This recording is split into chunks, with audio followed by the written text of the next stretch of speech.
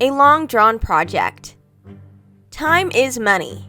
At Creatives at Work, we like to work fast because once a project is ended, we can dedicate our time to get the next project for our freelancers. Our most feared reply from our client? They have no deadline. Because this means the client can take their time. This means the client will take their time. And this means time, money, and effort lost. And so, here's our next case study. The project that dragged on for 18 months. It's not a film project, mind you. It's a series of 2 animated videos, each of them about 3 minutes long. The scripting itself took a long time. We need to take their extremely detailed and in-depth content into something digestible for the general viewers.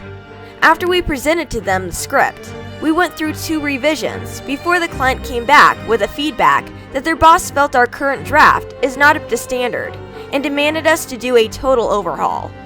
At Creatives at Work, we worked very hard to be perfect for each project.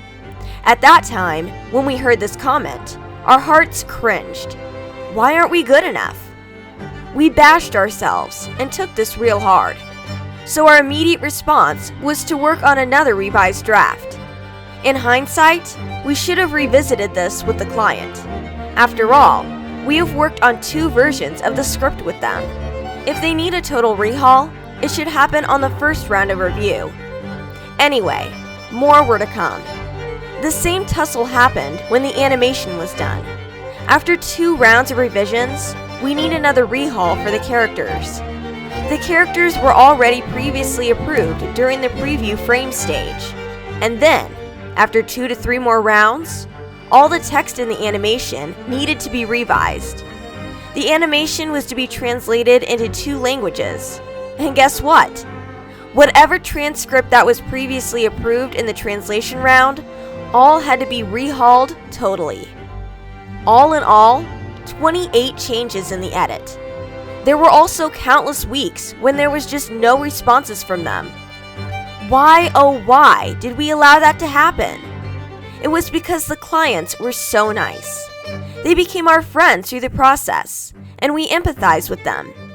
I would come up with a million reasons why we let this happen, but the main one is that we let our personal relationships overcome business sensibilities. So, how can we all learn from this? 1. Consolidated comments. Keep repeating this to the client. Please send us your consolidated comments. There will be times when the client will miss out 1 or 2 comments. I would say it's alright to accept it, but keep repeating to the client on the importance of consolidated comments. 2. Up to 5 rounds of revision. This phrase never leaves our mouth now. In the past, we used to say 3 rounds of revision, but frankly, when you are working with corporate clients who do not create content on a daily basis, or worse, clients who need to clear the content with multiple departments, 3 rounds is never enough. Instead of giving them something we know they will not abide by, we increase the rounds of revisions and put that as a limit. Keep reminding them how many rounds of revisions they have left to keep everyone on the same page. 3. Include in a deadline if the client doesn't have one.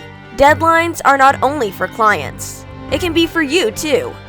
It is not the same as a project timeline. Even when the client understands your project timeline, you have to let them know that you will need to close this project by a certain date. This will ensure they will have to come back to you in a timely manner. Your time is your money. It's good to always put a 3-month deadline to every short-term project. We hope the above points will help you avoid an 18-month project. Time is money, and let us get cracking.